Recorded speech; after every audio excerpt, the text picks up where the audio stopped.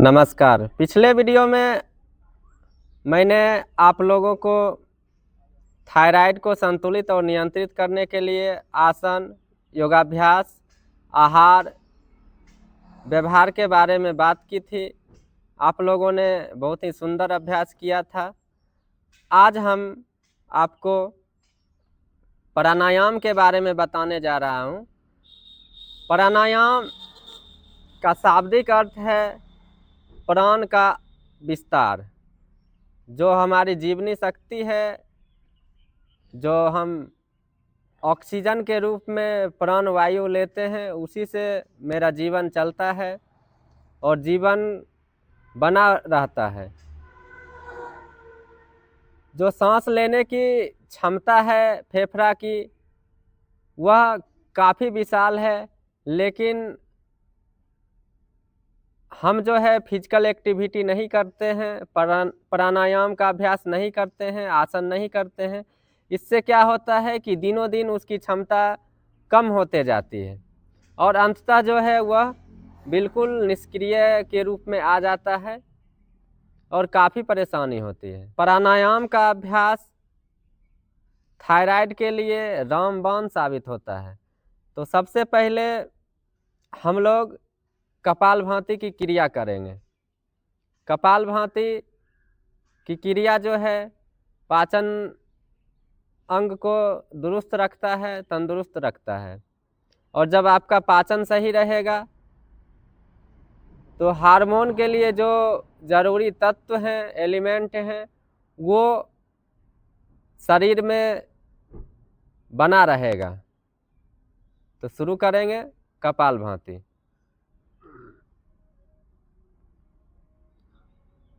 इस अभ्यास में पेट को अंदर की तरफ लाना है, सांस को बाहर छोड़ना है। पेट अंदर की तरफ आएगा, सांस बाहर छोड़ना है। सिर्फ सांस को छोड़ने पर ही ध्यान केंद्रित करना है। सांस जो लेंगे वो ऑटोमेटिक आ जाएगा। जिस तरह लोहार की धौंकनी होती है, जब आप देखे होंगे लोहार की धौंकनी को, उसमें एयर अंदर आता है, फिर एयर को बाहर निकाल दिया जाता है। ठीक उसी तरह, या इसको इस तरह समझें कि आप जो है नाक से मोमबत्ती को बुझा रहे हैं। कपालभाति से आपको काफ़ी लाभ मिलेगा। इस क्रिया को करने से गैस की समस्या दूर हो जाएगी। इसमें सावधानी भी रखनी चाहिए। कपालभाति करने के लिए जो सावधानी है उसको पहले समझ ले। किनको नहीं करना है कपालभाति? जिनको ब्लड प्रेशर हाई की समस्या है, हृदय रोग से संबंधित समस्या है, वो इसको करने से बचे। यदि करना भी है तो बिल्कुल धीरे धीरे करें। जिसको हाल में ऑपरेशन हुआ है वो इस अभ्यास को बिल्कुल नहीं करें। हार्निया से संबंधित समस्या हो वो भी इस अभ्यास को नहीं करें। मासिक धर्म में इस अभ्यास को बिल्कुल नहीं करना है। शुरुआत में इस अभ्यास को 30 बार दोहराएंगे, फिर रिलैक्स करेंगे और आगे जो है धीरे धीरे 30 बार, फिर 2 बार में 30 बार, फिर आगे 30 बार, इस तरह बढ़ाकर इसको 100 बार तक ले जाएंगे। अगला प्राणायाम का अभ्यास है उज्जाई प्राणायाम। उज्जाई प्राणायाम को पहले समझे, सावधानी पूर्वक ध्यान से सुने, फिर इस अभ्यास को करें। काफ़ी धैर्यपूर्वक करें, हो सकती है। करना कैसे है? आप जो है जब सांस भरेंगे तो गले को सिकोड़ लेंगे, जिससे क्या है सांस भरने में एक आवाज़ उत्पन्न होगी। तो इस अभ्यास को करेंगे। शुरू करें। गला को सिकोड़ कर सांस भरना है। उसके बाद सांस को रोकना है, कुंभक करना है, ठुड्डी को कंठकूप से लगा लेना है, सांस को रोक कर रखना है, ये जालंधर बंद कहलाता है। फिर गर्दन को सीधा करेंगे, दाएं नासिका को बंद करेंगे और बाएं नासिका से सांस बाहर छोड़ेंगे धीरे से।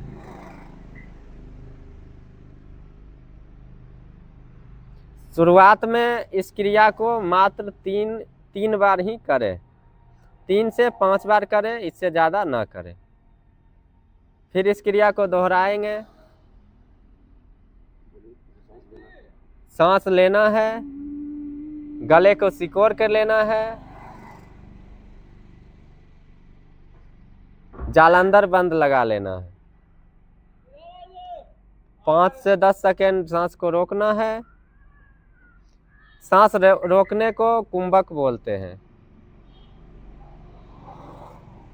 गर्दन सीधा करेंगे, दाएं नासिका बंद करेंगे, बाएं नासिका से सांस बाहर छोड़ेंगे।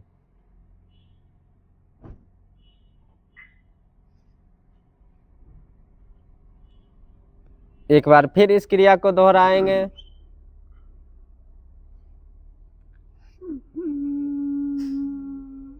बिल्कुल धीरे से सांस भरना है आपको। फिर सांस को रोकना है, कुंभक करना है, जालंधर बंद लगा लेना है। 5 से 10 सेकेंड रुके शुरुआत में। गर्दन ऊपर, दाएं नासिका को बंद करेंगे, बाएं नासिका से सांस छोड़ेंगे। बाएं नासिका से सांस छोड़ें। इसको काफ़ी सावधानी पूर्वक करें। यदि योगाचार्य उपलब्ध हो उनके सानिध्य में ही करें, जल्दीबाजी नहीं करें। अगला अभ्यास है नाड़ी शोधन प्राणायाम। नाड़ी शोधन प्राणायाम तनाव के लिए एंटीबायोटिक के तरह है। किसी भी तरह का तनाव, चिंता, एंजाइटी हो, ये बिल्कुल उसको समाप्त कर देगा। और जो हमारे शरीर में लगभग 72,000 नाड़ियाँ जो है उसको शुद्ध करेगा। उसमें जो रक्त प्रवाह है उसको संतुलित करेगा। ब्लड प्यूरिफायर, ये अभ्यास ब्लड प्यूरिफायर के रूप में कार्य करता है। जब ब्लड प्यूरिफाई हो जाएगा, शुद्ध हो जाएगा, तो वो जिस अंग में जाएगा उस अंग को हेल्दी बनाएगा। तो ये प्राणायाम जो है आपके शरीर के संपूर्ण अंग को हेल्दी बनाएगा। 72,000 नाड़ियाँ योग में बताई गई है जो कि शरीर में कार्य कर रही है। उसके वजह से शरीर के सभी ऑर्गेन सही कार्य कर रही है। इसी नाड़ियों में जब ब्लड का प्रवाह धीमी हो जाती है या इसमें अशुद्ध ब्लड का मतलब हुआ, देखिए इस बात को समझिए आप विज्ञान की भाषा में कि शुद्ध ब्लड और अशुद्ध ब्लड शरीर में क्या होता है। शुद्ध ब्लड का मतलब हुआ जिसमें ऑक्सीजन मिला हुआ है, और शुद्ध ब्लड हार्ट से होते हुए पूरे शरीर के ऑर्गन में जाता है। और शुद्ध ब्लड कहाँ पर तैयार होता है, तो फेफड़ा में। फेफड़ा में ही ऑक्सीजन मिलने के बाद ब्लड शुद्ध हो जाता है और वह धमनियों में प्रभावित होते रहता है, तेज गति से प्रभावित होते रहता है। इसलिए जो ये प्राणायाम है ये ब्लड में ऑक्सीजन की मात्रा को हाई लेवल में ले जाता है। और जब ब्लड में ऑक्सीजन की मात्रा हाई लेवल में रहेगा तो शरीर के सभी अंग को पर्याप्त ऑक्सीजन मिलेगा। और जब शरीर के सभी अंगों को पर्याप्त ऑक्सीजन मिलेगा तो वह उसका सेल जो है पुनर्जीवित हो जाएगा, तंदुरुस्त हो जाएगा और शरीर के सभी अंग सही कार्य करेंगे। तो सिर्फ एक प्राणायाम जो है नाड़ी शोधन प्राणायाम का अभ्यास यदि आप नियमित करते हैं तो आपके शरीर से संबंधित सभी बीमारियां धीरे धीरे समाप्त होने लगेगी। इस अभ्यास को समझेंगे और करेंगे। यहाँ पर जो 72,000 नाड़ियाँ हमने बताई है उसमें मुख्य जो है 3 नाड़ियाँ आप जाने। बायां नासिका से जो सांस लेते हैं वो ईरा नाड़ी है, उसको चंद्र नाड़ी भी बोलते हैं। वो शीतलता का प्रतीक है, शांति का प्रतीक है। और दाहिना नासिका से जो सांस लेते हैं वो सूर्य नाड़ी का प्रतीक है, उष्मा का प्रतीक है। तो शरीर में शीतलता भी चाहिए, शांति भी चाहिए, लेकिन उष्मा भी चाहिए, क्योंकि सिर्फ शांति रहेगा, शीतलता रहेगा तो फिर भोजन नहीं पच पाएगा। बिना उष्मा के भोजन पचना असंभव है।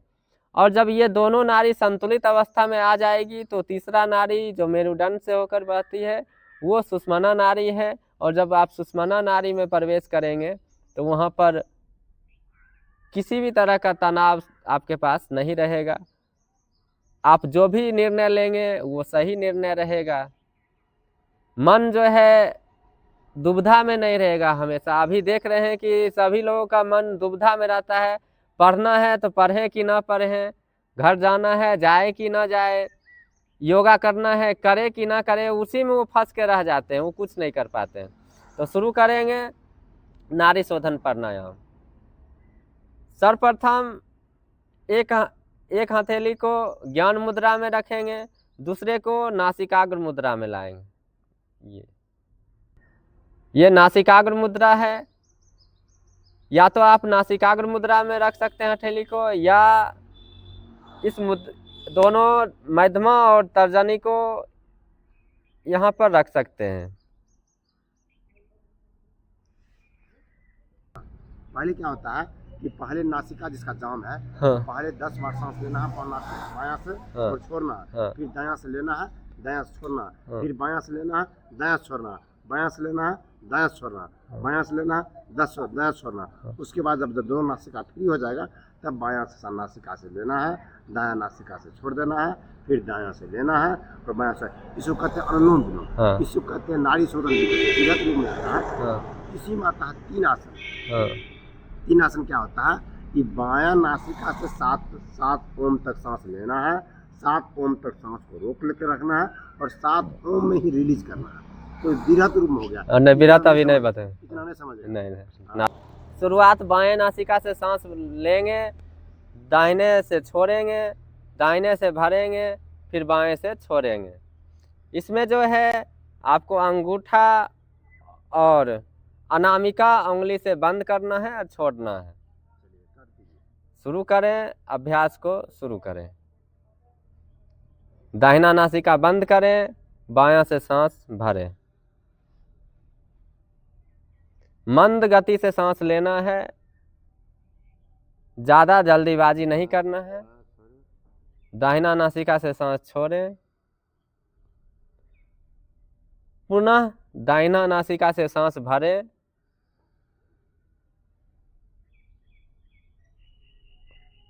बायां नासिका से सांस छोड़ें। इस क्रिया में सावधानी ये रखना है, जो लोग भी हाई ब्लड प्रेशर के शिकार हैं, हृदय रोग से संबंधित समस्या है, उन्हें सांस रोकना नहीं है। जो स्वस्थ हैं उन्हें कुछ देर सांस होल्ड करना है, उसके बाद सांस को बाहर छोड़ना है। शुरुआत में आप इस क्रिया को 11 बार तक करें, फिर धीरे धीरे इसको इंक्रीज करें, 5 से 10 मिनट तक इस अभ्यास को ले जाएं।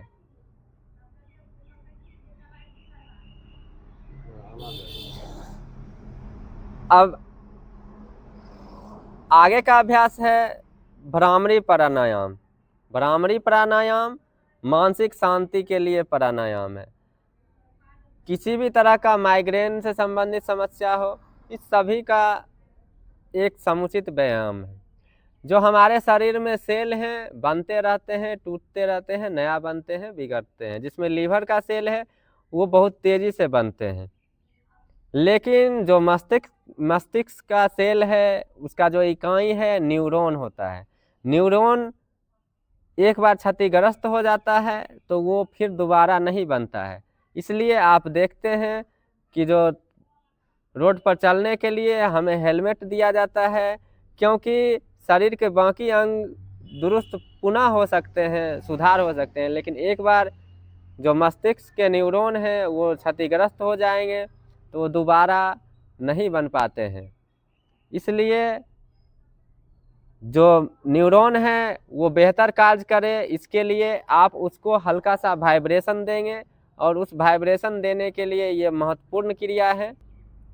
तो भ्रामरी का अभ्यास शुरू करेंगे। जब हम अंगूठा से इस कान को अभ्यास को बंद करते करेंगे, हैं तो मस्तिष्क तर्जनी में उंगली को अल्फा माथे पर तरंगे रखेंगे काफी और मात्रा दोनों में से उत्सर्जित आंख होती को है, सिर्फ बंद करना है, जिससे आंख पर तनाव दबाव हार्मोन, बिल्कुल ना दें। कार्टिसोल हार्मोन का स्तर सांस नीचे को गिरता गहरी है और भरना मन है, एकदम शांत हो गहरी सांस जाता है। भरें और सांस छोड़ते हुए भौरों की तरह गुंजन करें।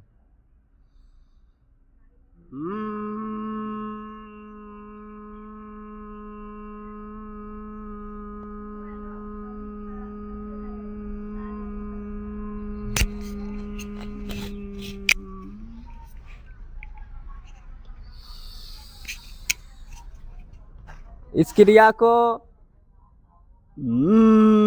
शुरुआत में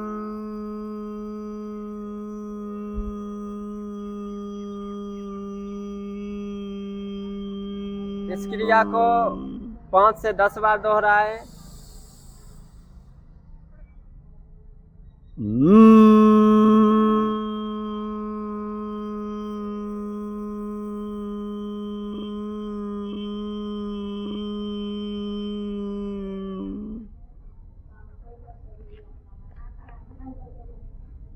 दोनों हथेली को घर्षण करेंगे, आंख बंद रखें बिल्कुल।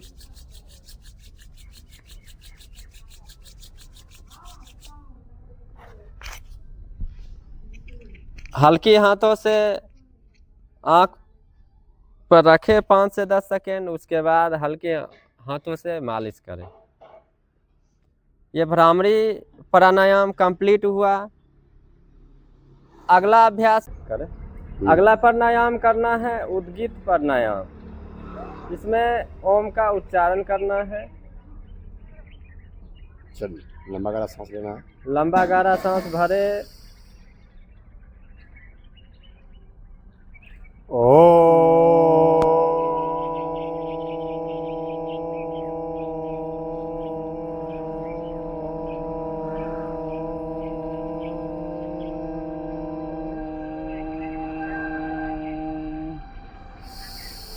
तीन से 5 बार करें।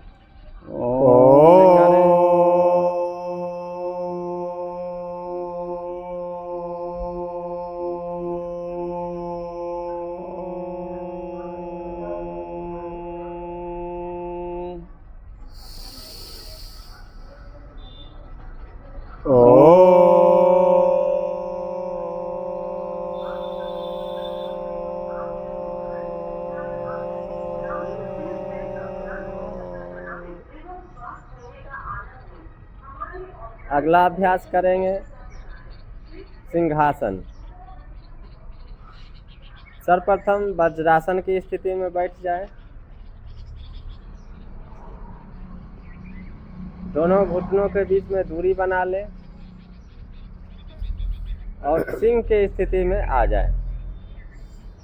जीभ बाहर निकालेंगे, आँख को सिंह के तरह गुर्राएंगे।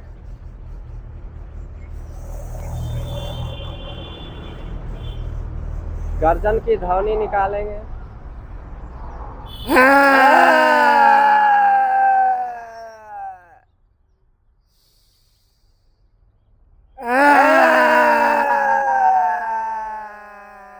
शुरुआत में इस क्रिया को 3 से 5 बार ही दोहराएं। इसका सही हो जाएगा। हल्की हाथों से गला को सहलाएंगे।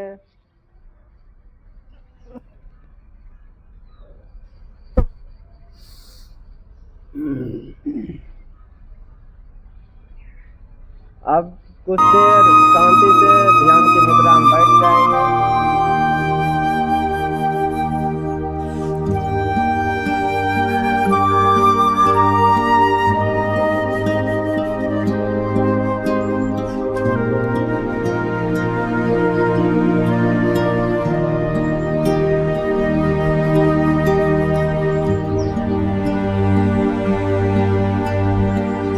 आँख को धीरे से खोलेंगे।